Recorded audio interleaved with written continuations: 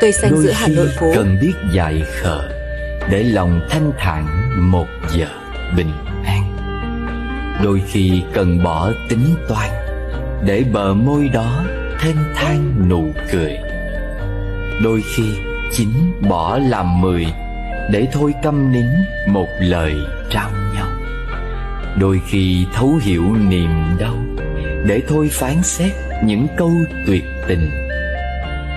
Đôi khi biết dở trang kinh để tìm thấy lại an bình nội tâm. Đôi khi biết sống lặng thầm để nhìn tỉnh thức thâm trầm nở hoa. Đôi khi cần biết lỗi ta để lòng độ lượng thứ tha lỗi người. Đôi khi ngước mắt nhìn trời để hồn khoáng đạt rạng ngời nắng xuân.